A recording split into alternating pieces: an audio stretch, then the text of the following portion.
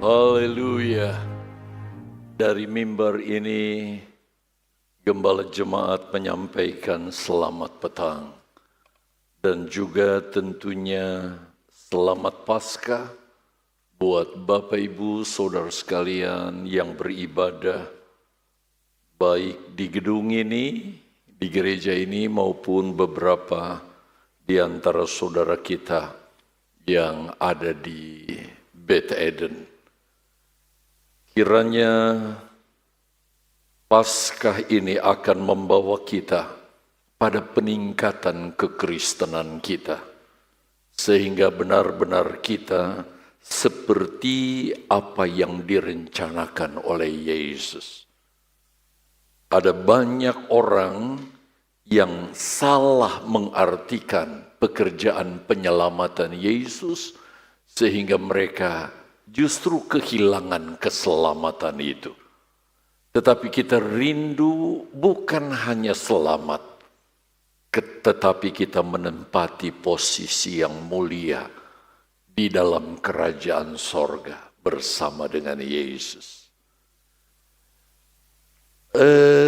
Apa yang saya sampaikan ini menuntut perhatian kita sekalian untuk kita mengerti. Kalau tidak, kita datang kosong, pulang kosong. Sebab itu saya memohon dengan kasih Kristus, yuk kita bekerja sama. Saya menyampaikan, tetapi saudara memperhatikan dengan saksama. Sehingga saudara pulang membawa pengertian yang baru tentang kebenaran firman Allah. Dan tema bahasan yang saya angkat pada Paskah tahun ini, oleh korban atau oleh kasih dan pengorbanan Yesus, kita diselamatkan. Dan ayat pokok yang saya akan angkat dari surat Roma, surat Rasul Paulus kepada jemaat Tuhan yang ada di Roma, di pasal yang ke-5 ayat yang ke-10. Seringkali orang di hari ini tidak mengucapkan selamat Paskah, sebab mereka berpikir Paskah itu nanti kalau Yesus bangkit. Saudara, kalau kita melihat dan meneliti pelajaran ini, kita tahu bahwa sebenarnya kata Paskah itu merupakan satu paket antara kematian Yesus dan kebangkitannya. Saya jemput saudara untuk membuka Alkitab bagi saudara yang membawa Alkitab, dan yang tidak, saudara bisa memperhatikan ke layar LED, dan saya senang kalau saudara mau belajar firman Allah, saudara juga mencatat hal-hal yang saudara rasa perlu untuk saudara gali lagi, pelajari lagi di rumah. Demikian Roma pasal yang ke-5 ayat yang ke-10. Sebab jika kita ketika masih seteru, maksudnya apa? Kita seteru dengan Allah, kita masih hidup dalam dosa. Sebab setiap orang yang hidup dalam dosa akan dibinasakan pada akhirnya. Itu sebabnya istilah seteru di sini. Diperdamaikan dengan Allah oleh kematian anaknya. Kita diperdamaikan dengan Bapa di sorga melalui apa yang Yesus lakukan di atas kayu salib bagi kita. Lebih-lebih kita yang sekarang telah diperdamaikan pasti akan diselamatkan oleh hidupnya. Kalau saudara cermati susunan kalimat, apalagi saya pakai warna yang berbeda, kita dapat mengerti bahwa pasca kematian Yesus bukan hanya sekedar untuk menyelamatkan kita dari akibat dosa yaitu maut. Tetapi ada maksud yang lebih mulia yang Yesus inginkan kita semua sebagai orang-orang percaya mengalaminya. Coba saudara lihat struktur dari kalimat ini setelah saya beri warna secara khusus. Sebab jikalau kita ketika masih seteru diperdamaikan dengan Allah oleh kematian anaknya, ini adalah pekerjaan yang Yesus kerjakan di atas kayu salib. Maka kita adalah menjadi orang-orang yang memiliki kepastian keselamatan di dalam Kristus. Tetapi tidak hanya sampai di situ. Lihat kalimat berikutnya yang warnanya biru muda. Lebih-lebih kita yang sekarang, karena kita sudah percaya dan status kita sekarang telah diperdamaikan bahkan menjadi anak-anak Allah. Tidak sedikit yang mengabdikan diri jadi pelayan-pelayan Tuhan, termasuk jemaat di Mahanaim. Kalau kita sungguh-sungguh dalam pengiringan dan pelayanan kita, lihat kalimat yang terakhir dengan warna merah muda. Pasti akan diselamatkan. Ada sesuatu yang lebih istimewa, di mana kita akan mengalami pengalaman yang sangat istimewa pada waktu kita dalam kemuliaan bersama Yesus nanti. Itu sebabnya saya minta sekali lagi, kalau saudara mau mengerti bagian ini, yuk kita cermati dengan saksama apa yang saya sampaikan ini. Bapak, Ibu, Saudara yang dikasihi Tuhan, saya mulai dengan pendahuluan tentang Paskah. Paskah adalah merupakan peringatan pengorbanan Yesus yang dia lakukan di atas kayu salib untuk membebaskan kita dari jajahan dosa dengan tujuan supaya kita tidak binasa di dalam neraka yang kekal. Tetapi saudara, kita beroleh keselamatan di dalam Yesus, yaitu masuk dalam kerajaan sorga. Tetapi seperti yang saya katakan tadi, ada yang lebih istimewa dari itu, yang akan kita nikmati kalau pengiringan kita sungguh-sungguh di dalam Dia. Tapi kita pelajari dulu arti Paskah, saudara. Ya, kata Paskah itu berasal dari bahasa Ibrani, dipakai kata Pesah dengan spell seperti yang saudara lihat di caption. Pesah, yang penulisannya adalah seperti ini. Pesah.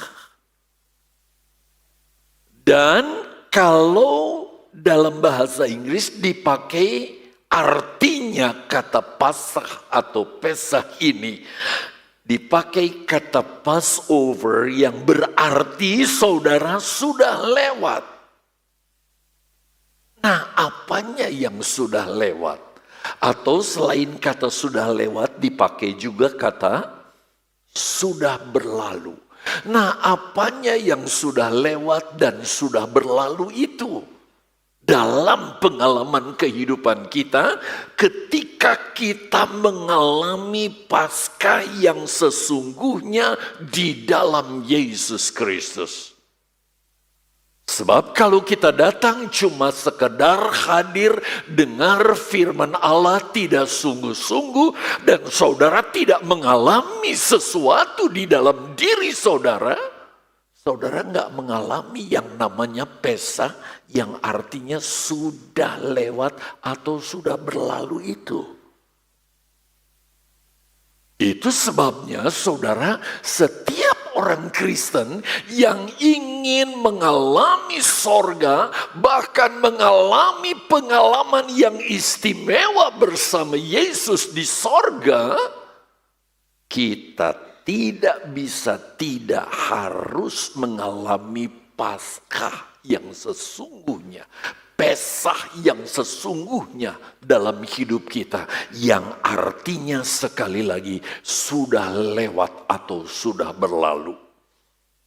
Apakah arti kata sudah lewat atau sudah berlalu dalam kaitannya dengan hari Paskah yang dirayakan oleh pengikut Yesus?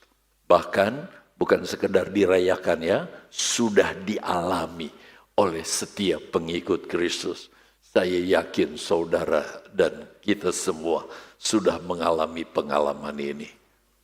Mau tidak mau, kita harus melihat sejarah bangsa Israel ketika pertama kali Paskah itu dirayakan. Tapi sekali lagi yang dirayakan oleh bangsa Israel itu secara simbolik.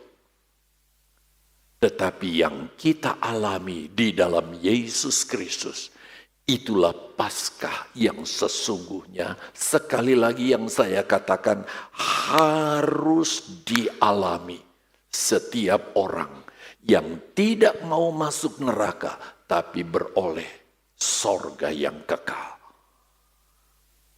Kali pertama bangsa Israel merayakan Paskah yaitu pada saat mereka berada di bawah penjajahan bangsa Mesir. Kita tahu sejarahnya, kenapa sampai bangsa Israel dijajah oleh Mesir. Riwayatnya sejak Yusuf dijual oleh saudara-saudaranya ke Mesir dan seterusnya. Kalau enggak saya akan panjang lagi dan waktu tersisa kalau saya ceritakan secara detail. Dan bangsa Israel dijajah di Mesir, enggak nanggung-nanggung saudara, adalah selama kurang lebih 400 tahun. Dan ini mempunyai pengertian rohani yang saya tidak akan bahas sekarang ini. Selain itu mereka diperlakukan sebagai pekerja rodi yang harus bekerja sejak pagi, entah sampai kapan orang Mesir itu memperbolehkan bangsa Israel itu pulang ke rumahnya. Kalau dia mau kasih gaji, dia kasih gaji seberapa yang dia mau. Kalau tidak, ya udah pulang dengan tangan kosong. Sampai begitunya bangsa Israel dijajah. Mereka alami tekanan, siksaan, dan aniaya begitu rupa dalam hidup mereka. Dan aniaya itu mereka rasakan baik secara yang pertama saudara lihat, secara rohani. Apa sih aniaya secara rohani? Bangsa Israel, saudara, mereka tidak dapat beribadah kepada Allah. Mereka disuruh beribadah dengan cara ibadah orang Mesir yang Allahnya orang Mesir tidak kenal. Yaitu menyembah kepada dewa-dewi dan sebagainya. Sehingga bangsa Israel tidak dapat meluapkan isi hatinya secara leluasa dalam ibadah kepada Allah. Dan bukan hanya itu, mereka juga saudara tidak dapat menikmati sukacita melalui yang mereka nikmati dalam kehidupan itu. Apapun keadaan mereka, dengan lain mereka disiksa secara jiwani, menjadi masyarakat kelas 2 yang tidak punya hak untuk mengembangkan hidup ini.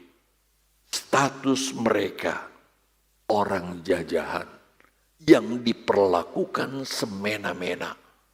Bahkan ketika jumlah mereka semakin banyak, setiap wanita yang mengandung dari bangsa Israel, ketika melahirkan anak-anak, maka anaknya kalau didapati laki-laki, anak itu dibunuh dengan cara sesuka mereka. Supaya tidak ada generasi baru. Betapa tersiksanya mereka. Kalau diceritakan kelahiran Musa kan, wah lebih panjang dengan mujizat yang luar biasa.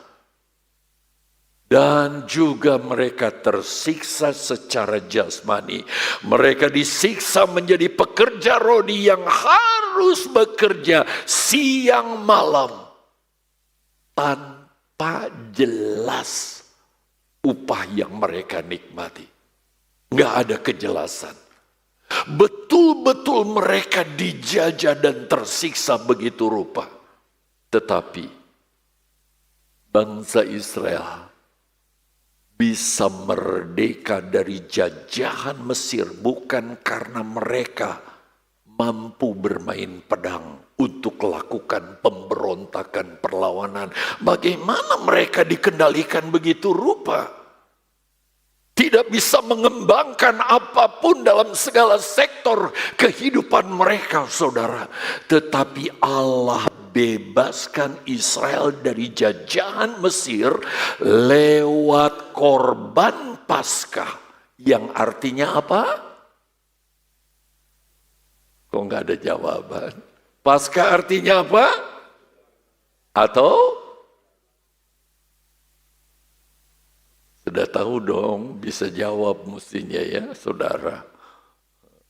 Kalau di sekolah Alkitab, siswa-siswi ditanya kayak begini, diam aja, waduh, berarti mereka nggak belajar, tapi saya percaya deh.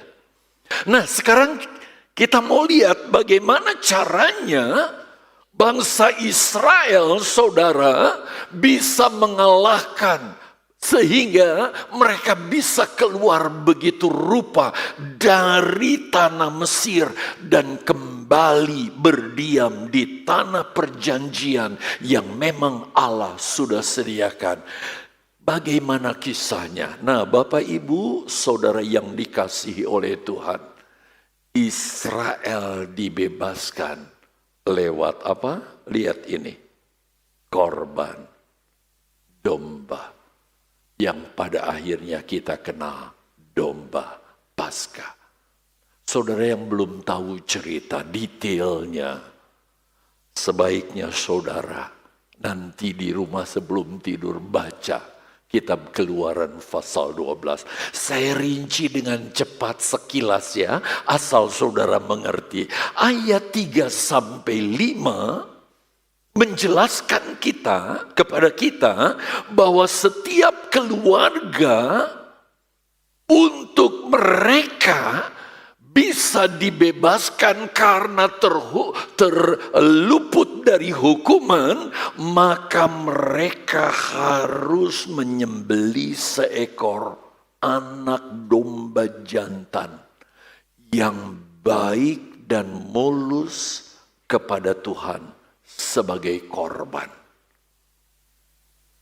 Kalau saya sebagai kepala keluarga, saya menjadi orang yang paling bertanggung jawab. Tetapi semuanya juga ikut bertanggung jawab. Saya harus perkenalkan domba yang akan disembelih itu kepada keluarga saya. Saya ambil domba itu, saya pilih yang paling mulus, enggak ada cacat celah. Mulai dari kepala, dari hidung sampai ekor, dari punggung sampai kepada kaki mereka diperiksa. Lalu saya perkenalkan mulai kepada istri, kepada anak-anak ini, korban yang Papa akan korbankan untuk meluputkan kita. Bapak-bapak, ibu-ibu, kita punya tanggung jawab seisi keluarga kita. Malahan ada bapak-bapak yang gak mau tahu. Istrinya, anaknya dibiarkan ke gereja, si bapak itu sendiri jarang ke gereja. Ini sebuah gambaran bagi kita. Perkenalkan kepada keluarga kita tentang Yesus, sehingga dari masa kanak-kanak sampai dewasa, bahkan mereka meninggal, mereka tetap dalam posisi menjadi orang-orang yang beriman kepada Kristus. Itu artian rohaninya. Sebab itu Bapak, Ibu, yuk kita perhatikan anak-anak kita, keluarga kita. Saya senang ada satu keluarga yang tiap ke gereja, bukan hanya suami istri saja, tapi anak-anaknya semua, cucu menantu dibawa. Wow, Mbah Naim kalau begitu semua ya, wah luar biasa saudara. Aduh, saya nggak mau berlama-lama kalau nggak kehabisan waktu. Ayat yang ke-7, lalu setelah sekian hari, nanti saudara baca ya, berapa hari ya, domba itu harus disimpan, domba itu diambil, lalu disembelih saudara sebagai korban. Darahnya mereka tampung di satu wadah saudara. Dagingnya mereka harus olah untuk mereka makan, seperti prakteknya kita lakukan sekarang. Itu dilakukan ketika Paskah pertama, walaupun itu secara simbolik. Tetapi yang penting, lebih dari itu semua, darah itu harus dibawa ke teras rumah untuk dilaburkan di ambang pintu dan tiang pintu. Ini sudah dijelaskan oleh saudara Jeff beberapa waktu yang lalu. Di ambang pintu, dilaburkan begitu rupa, di tiang pintu, kedua tiang pintu dilaburkan. Sehingga kalau titik-titik darah itu diproyeksikan, yang satu secara vertikal, yang satu horizontal, bentuknya apa? Salib. Biarlah perlindungan karya penyelamatan Yesus itu menjadi milik kita. Sehingga dimanapun kita berada, apapun yang kita kerjakan, sejauh itu berkenan kepada Tuhan, kita ada di dalam perlindungan penebusan Yesus. Sehingga kepastian keselamatan itu bukan mudah-mudahan bagi kita sebagai pengikut Yesus, tapi sebuah kepastian. Udah. Kalau saudara pindah ke ayat 8 sampai 11, seisi keluarga harus berada di dalam rumah dan bersama-sama memakan korban persembahan Paskah itu, yang menunya dijelaskan juga di situ. Dimakan dengan gulai pahit, makan dengan buru-buru, sebab mereka harus makan seperti orang yang akan bepergian. Begitu. Mereka lakukan itu semua. Saudara, tadi saya jelaskan ini betapa kita harus menjadikan rumah tangga kita, keluarga kita seperti sebuah gereja kecil dalam rumah tangga kita. Sampai saya katakan, anak-anak kita ketika masih mereka kecil, belum bisa berangkat sendiri, biarlah mereka jadi anak sekolah minggu didikan papa mamanya. Jangan abaikan dan hanya memberi HP kepada anak kita, saudara. Tapi firman Allah katakan, didiklah anakmu dalam pengenalan akan Tuhan. Dan kalau ada jam ibadah, bawa mereka, beribadahlah bersama-sama. Ini kewajiban setiap orang yang betul-betul sudah mengalami Paskah itu.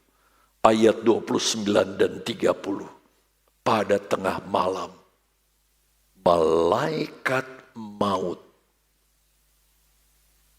yang diizinkan oleh Tuhan akan keluar untuk membunuh setiap anak sulung, berstatus anak sulung. Nah, ini juga ada pelajaran sendiri. Sebab kalau sulung dipersembahkan, itu sama dengan semuanya sudah dipersembahkan. Berarti kalau sulung mati, semuanya juga akan mengalami hal yang sama. Saya tidak ada waktu untuk menjelaskan ini saat ini. Di mana malaikat maut itu datang untuk membunuh setiap anak sulung yang ada di setiap rumah yang tidak ada tanda darahnya. Saya tanya kepada saudara, rumah saudara ada tanda darah enggak? Waduh om, kalau begitu saya harus potong kambing dong. Lalu saya harus cat. Bukan itu. Biarlah darah Kristus jadi perlindungan dan naungan kita. Karena iman kita kepada Dia. Itulah Paskah yang sesungguhnya, bukan Paskah simbolik. Yang dilakukan Israel ini hanya secara simbolik. Dikunjungi dan dilihat apakah ada tanda darah atau tidak. Maka perhatikan, akan terdengar saat itu di Mesir, terdengar tangisan di setiap rumah orang Mesir. Karena mereka, saudara, tidak tahu tentang berita itu. Karena berita ini hanya disampaikan kepada bangsa Israel. Sehingga tidak ada satupun rumah orang Mesir yang pintunya, baik itu ambang maupun tiang pintu, ada tanda darahnya. Jadi tidak ada satupun keluarga Mesir yang tidak ada ratapan tangisan. Sebab kalau si bapak itu anak sulung, biar dia status bapak, dia mati. Si ibu juga anak sulung, walaupun dia ibu, dia mati. Belum lagi anak sulungnya. Kalau ada famili tinggal serumah juga anak sulung, maka dia mati. Ada tangisan yang begitu mengerikan di rumah-rumah orang-orang Mesir, saudara yang dikasihi Tuhan. Hal ini akan terjadi pada waktu Yesus datang kedua kali. Betapa mengerikan, saudara, waktunya sudah dekat. Tapi kita santai-santai dengan ini. Jangan, saudara. Biar kita merajinkan diri, saudara, untuk mencari Tuhan dengan sungguh-sungguh. Dan kita tetap terikat, saudara, dengan hubungan bersama Yesus. Karena pekerjaan pengorbanannya bagi kita sekalian. Keluarga orang Mesir meratap, menangis begitu rupa. Tetapi sebaliknya saudara, ada suara sukacita, kegirangan di rumah-rumah orang Israel. Karena mereka semuanya terlindungi, terselamatkan, terpelihara oleh karena korban darah yang sudah mereka persembahkan dan tanda darah yang mereka buat. Saudara, please ya, mohon jangan saudara lakukan ini secara harafiah. Besok-besok saya lihat ada jemaat tanda merah di sini. Saya harap tidak. Karena itu harus terjadi dalam hati kita sebagai orang percaya. Mengapa saudara terjadi perbedaan begitu rupa? Dan firman Allah katakan, nanti kamu akan melihat perbedaan itu terjadi. Seperti yang ada di Mesir, itu akan terjadi seluruh dunia nanti. Karena ketika malaikat maut melawati rumah umat Israel, mereka melihat ada tanda darah di rumahnya. Maka sejatinya dia harus menjatuhkan hukuman. Tetapi oleh karena tanda darah itu, malaikat Allah yang membawa maut itu tidak menghukum Israel. Tetapi lihat, melewatinya.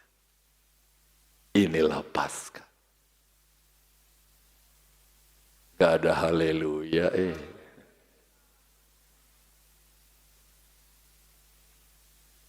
Saya berharap ini saudara sudah terjadi dan saudara alami. Karena setiap hari kita berhadapan dengan maut, di mana sewaktu-waktu dia bisa menjemput kita, tetapi neraka tidak berkuasa atas kita. Karena ada Yesus di dalam hidup kita. Paskah itu sudah menjadi pengalaman kita. Sehingga kapanpun, dimanapun, lewat peristiwa apapun terjadi, semuanya itu akan melewati kita atau tidak terjadi pada diri kita. Nah, sejak Paskah pertama, lalu bangsa Israel keluar dari tanah Mesir, mereka minta apa saja dikasih oleh semua orang Mesir. Pokoknya udah kalian pergi sana ke sana. Malah disuruh pergi saudara. Mereka keluar dengan membawa kekayaan yang begitu banyak. Tetapi sekali lagi saudara, mulai saat itu bangsa Israel setiap tahun harus merayakan 3 hari raya yang saya juga pernah sampaikan kepada saudara. Paskah, Pentakosta, dan Pondok Daun.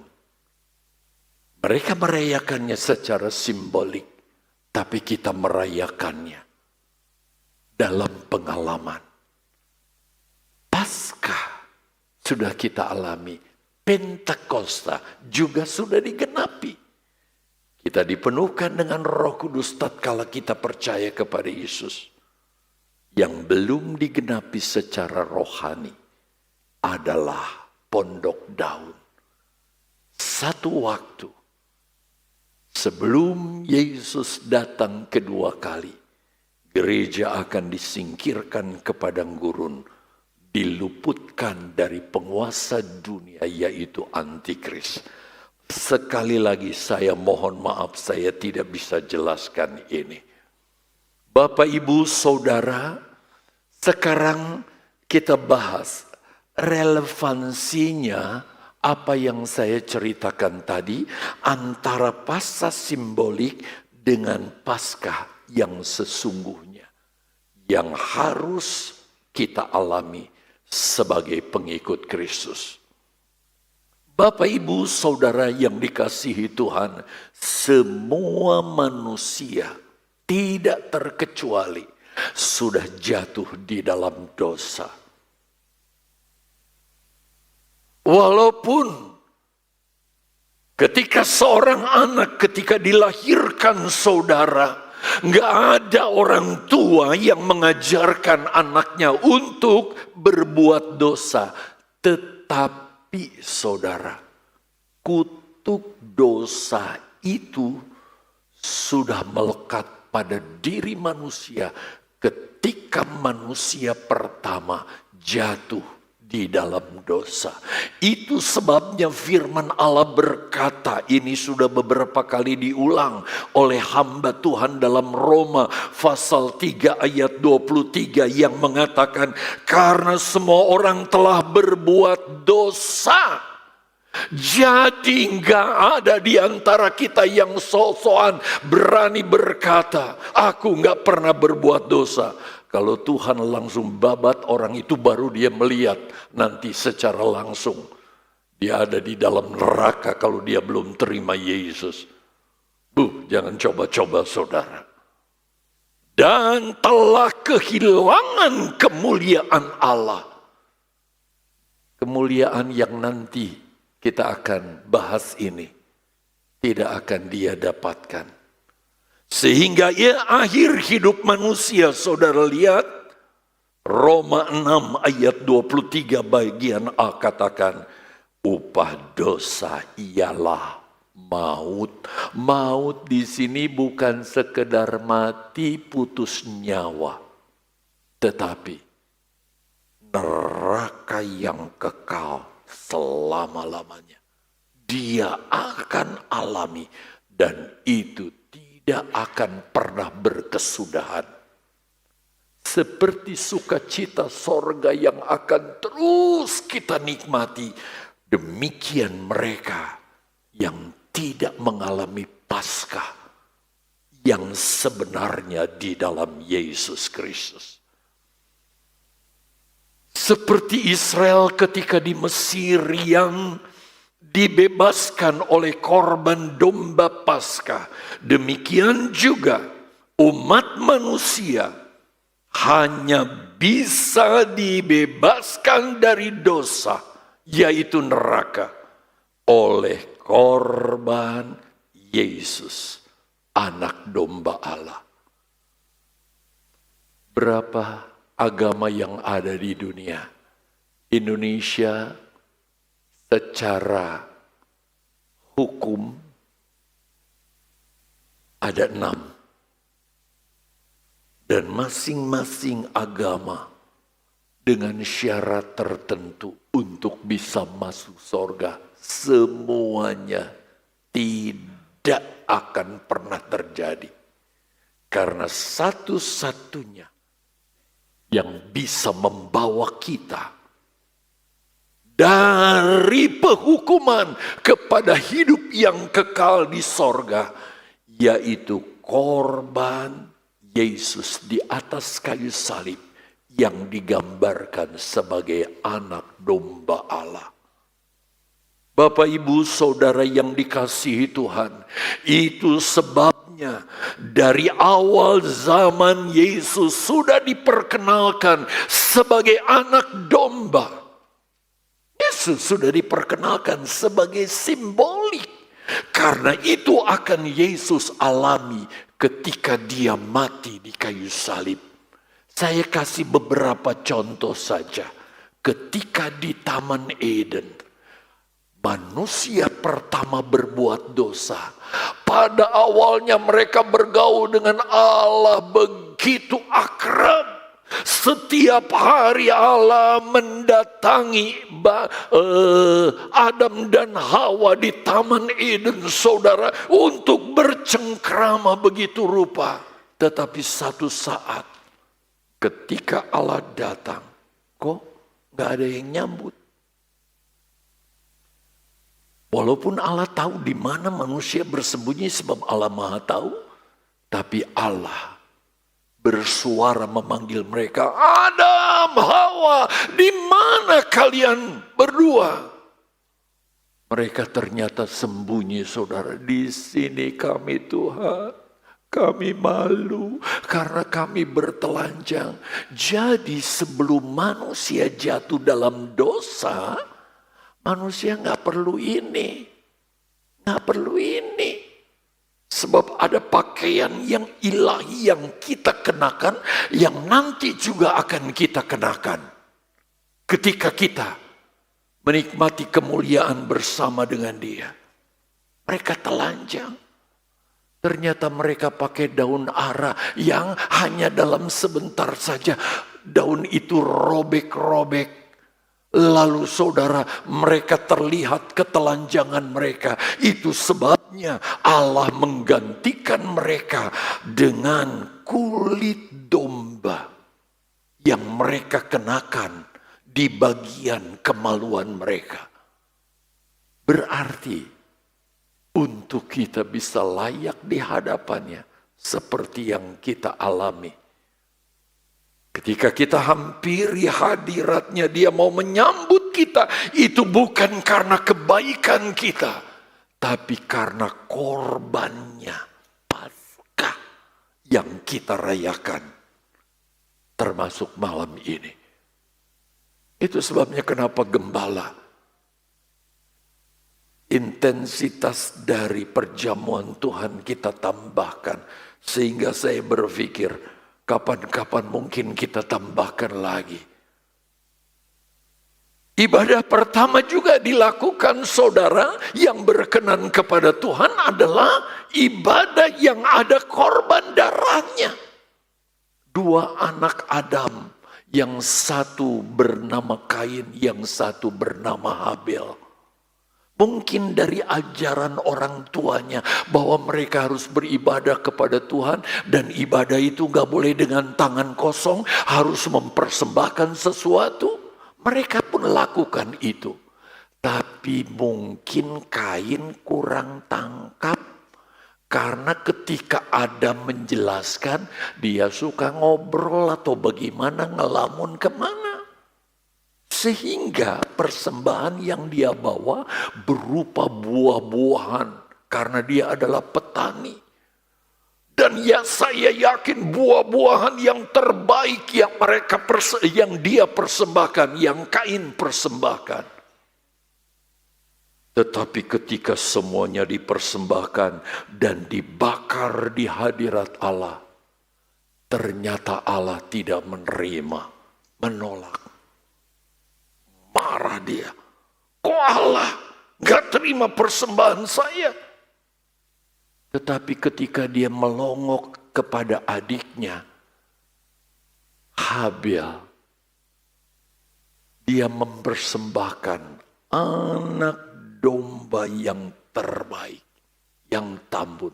Berarti ada darahnya. Dipersembahkan. Dan Allah terima persembahannya itu. Menjadi korban yang menyenangkan hati Allah. Jemaat Mahanaim, please. Perhatikan. Langkah saudara ke gereja. Saya katakan, saudara harus datang dengan tanda darah yang saudara bawa. Sebagai dasar saudara untuk beribadah. Tapi jangan lagi saudara seperti yang tadi. Apa saya harus sembelih darah nih? Bukan. Ketika saudara berangkat bukan karena terpaksa. Bukan karena saudara jadikan gereja itu hanya sebagai kebiasaan. Perhatikan dan lakukan ini mulai sekarang. Melangkahlah ke gereja dengan dasar karena kasih-Mu yang sudah menyelamatkan aku di kayu salib. Sekarang aku melangkah beribadah kepadamu. Dari sorga Yesus melihat ibadah saudara didasari dengan tanda darah. Ketika saudara diajak memuji Tuhan, jangan sekedar saudara menyanyi memuji Tuhan, tetapi tetapi biarlah itu keluar, itu lahir karena saudara mendasari. Oleh karena engkau sudah menyelamatkan aku dengan kematianmu di kayu salib, aku memuji memuliakan engkau. Saudara, tolong praktekkan ini. Demikian juga ketika saudara meninggalkan ruangan ini, berhadapan dengan peti persembahan. Biarlah persembahan saudara ada tanda darah.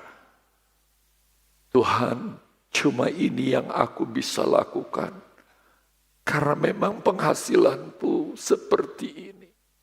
Apakah itu persepuluhan, apakah itu persembahan dengan istilah-istilah tertentu yang ada di Mahanaim ini. Saudara lakukan ini dan berkata, oleh karena kasih-Mu kepadaku, aku nyatakan kasih-Mu kepadamu Yesus. Korban-Mu teramat besar bagiku, namun inilah yang aku bisa berikan kepadamu. Betapa Yesus bersukacita ketika kita melakukan hal ini di hadapan Tuhan. Saya akan kehilangan waktu kalau meneruskan membahas hal-hal itu. Saya harus bijak dalam hal itu. Itu sebabnya ketika Yesus berusia 30 tahun dan dia mulai melayani, di mana puncak pelayanannya adalah mempersembahkan korban dirinya sebagai anak domba Allah untuk penyelamatan saudara dan saya. Yesus diperkenalkan oleh Yohanes Pembaptis sebagai anak domba Allah. Lihat ayat ini. Lihatlah anak domba Allah yang menghapus dosa isi dunia. Saudara yang dikasihi Tuhan, pandang kepada Yesus. Dia menjadi korban buat kita, sehingga kita diselamatkan. Apalah artinya yang kita bisa beri kalau kita tidak mendasari di atas dasar korban Yesus yang sudah menyelamatkan kita. Bahkan saudara, beberapa hari kemudian Yohanes Pembaptis dengan 2 muridnya, ketika mereka berdiri untuk bepergian pelayanan saudara, lalu mereka lihat Yesus lewat saudara. Roh Kudus langsung menggerakkan Yohanes Pembaptis, memperkenalkan kepada 2 muridnya dengan ucapan yang sama. Lihatlah anak domba Allah, dan itu Yesus. Pada akhirnya ketika dia berusia 33,5 tahun, dia menjadi korban. Dan sekarang kita kena dampaknya. Ketika kita terima Yesus, kita pun menjadi orang-orang yang diselamatkan. Sekarang Bapak Ibu Saudara yang dikasihi oleh Tuhan, Yesus mati di salib dan sekarang kita rayakan menjadi domba pengganti buat seluruh umat manusia yang percaya kepadanya. Harusnya kitalah yang dibantai saudara dan dimasukkan seperti sampah yang gak akan hangus karena dibakar terus saudara di dalam neraka. Tapi itu tidak terkena kepada kita, itu diluputkan atas kita. Karena dia menggantikan kita. Lihat. 2 Korintus 5 ayat 21. Dia yang tidak mengenal dosa. Yesus. Dia tidak mengenal dosa. Tidak tersentuh dosa. Telah dibuatnya menjadi dosa. Karena saya dan saudara. Tujuannya apa? Semua baca. Jangan ada yang diam. Baca dengan iman. 2, 3. Supaya dalam Dia kita dibenarkan oleh Allah. Beri kemuliaan bagi Dia. Kita dibenarkan oleh karena korban Yesus. Bukan oleh karena kebaikan kita. Inilah Paskah. Yesus, Dia tidak pernah berbuat dosa, tidak menyentuh dosa seperti ayat tadi katakan. Sehingga oleh pengorbanan Yesus, kita tidak dihukum di dalam maut, yaitu api neraka. Tetapi kita beroleh hak untuk masuk dalam kerajaan Allah yang kekal.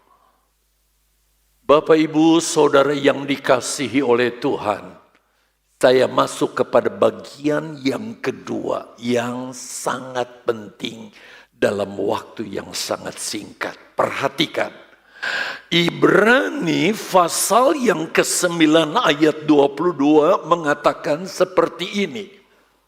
Dan hampir segala sesuatu disucikan menurut hukum Taurat dengan darah. Dan tanpa penumpahan darah tidak ada pengampunan. Semuanya disucikan dengan darah.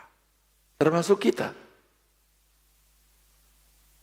Dulu, setiap orang yang berdosa, saudara, dalam upacara Paskah simbolik yang dianut oleh Kristen sampai sekarang, karena mereka menolak Yesus, kita bersyukur kita menerima Yesus.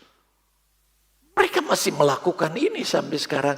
Kalau mereka berdosa, entah dosa jasmani, jiwani maupun rohani, mereka harus meminta penyucian kepada Tuhan lewat imam dengan mempersembahkan korban yang ada darahnya. Bahkan hampir kata ayat ini, semua dilakukan prosesinya dengan pencurahan darah. Jadi soal bawa kambing, domba, kalau orang kaya, saudara, lembu, orang menengah, kambing, domba. Kalau orang sederhana, burung tekukur atau burung dara. 2 ekor. Dipersembahkan darahnya. Tapi setelah kita melakukan dosa, lalu disucikan, pulang berdosa lagi. Ya. Apakah kita harus datang lagi bawa korban lagi? Begitu seterusnya. Tetapi kita bersyukur kepada Yesus. Oleh karya kematiannya, Dia sudah mengampuni kita. Bukan berarti kita bebas berbuat dosa. Tetapi setiap saat ketika kita sadar kita melakukan kesalahan, tidak layak berdosa di hadapan Tuhan, maka kita dapat berkata, Tuhan, ini aku, ampuni aku. Biarlah darah-Mu dari Golgota itu mengalir dalam hidupku, menyucikanku dan mengampuni aku. Setiap saat, setiap waktu, kita melakukan itu. Bukan untuk kita bisa berbuat dosa lalu seenaknya kita minta pengampunan. Tetapi bagi kita ada fasilitas keselamatan yang diberikan kepada kita. Seperti bangsa Israel selama mereka ada di rumah dengan tanda darah itu. Demikian pun kita yang percaya kepada Yesus. Itu sebabnya Bapak Ibu Saudara sekalian, perhatikan dengan saksama bagian ini. Yaitu ayat yang ketiganya, 23-nya. Jadi segala sesuatu yang melambangkan apa yang ada di sorga haruslah ditahirkan secara demikian. Tetapi benda-benda sorgawi sendiri oleh persembahan yang lebih baik daripada itu. Saudara, pada bagian ini, langsung aja klik. Tolong diklik langsung. Saya lari ke sini untuk segera menyelesaikan. Pada bagian ini, kalau kita belajar tabernakel, saudara, kemah tabernakel itu adalah gambaran rumah Bapa, yaitu sorga. Dan semua alat atau perabotnya, saudara, sebelum diletakkan di dalam kemah tabernakel, bahkan bangunan dari tabernakel itu sendiri juga disucikan dengan darah. Terlebih dahulu dikuduskan dengan darah domba. Gak sembarangan.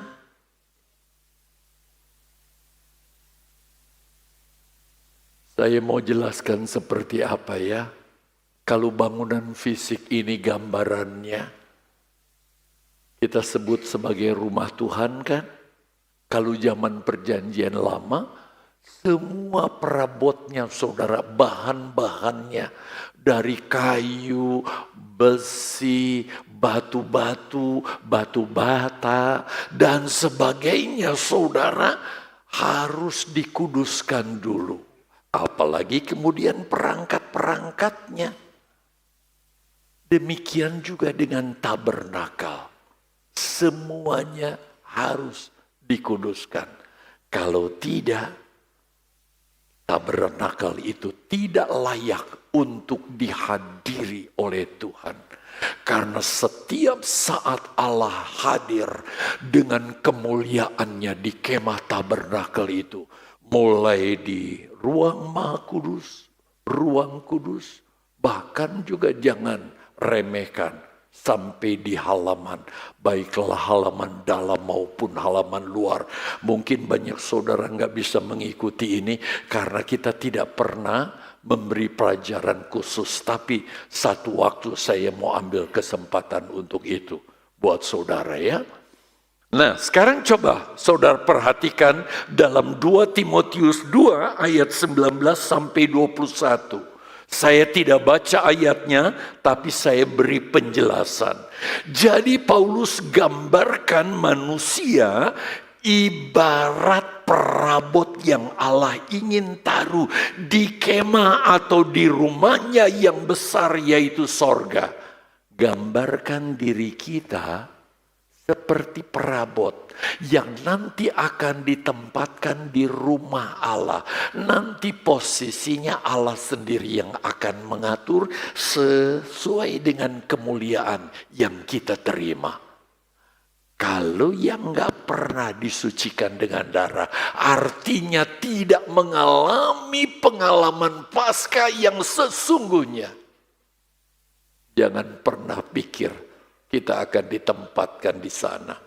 Tempatnya di sonono yang mengerikan. Itu sebabnya jangan main-main, pelihara penebusan Yesus ini. Dengan kita memperingati hidup sesuai dengan firman Allah dan sebagainya. Lihat huruf yang putih. Kalau semua perabot tabernakel harus disucikan dengan darah. Perhatikan jemaat. Apatah lagi perabotnya, yaitu kita. Karena Yesus mati bukan buat kursi, buat mimbar dan sebagainya. Yesus mati untuk kita. Supaya kita masuk surga. Ini semua akan kita tinggal. Kalau semua perabot tabernakel harus disucikan dengan darah, apalagi perabotnya yaitu hidup kita yang akan ditaruh dalam tabernakel yang kekal, yaitu di sorga. Lihat ilustrasinya. Nah, ini lebih detail lagi, saudara. Ini ya dibuka, disingkap supaya kita bisa lihat isinya. Ini ruang Maha Kudus. Wow, perangkatnya yang ada di sini tentu sangat istimewa ya. Rupanya saya nggak periksa. Sangat istimewa. Kalau kita mendiami tempat atau ruang Maha Kudus ini, kita pasti kemuliaannya harus istimewa kita akan terima. Tetapi Dia akan lakukan ini bagi setiap anak Tuhan yang sungguh-sungguh, yang gak main-main, tetapi betul-betul hidup seperti yang Yesus inginkan. Bahkan saudara, di sini saja tentu merupakan satu tempat yang sangat istimewa. Kalau ada gambar lain? Kalau ada gambar lain? Gak bergerak lagi ya, rupanya gak ada. Kalau di saya sih ada.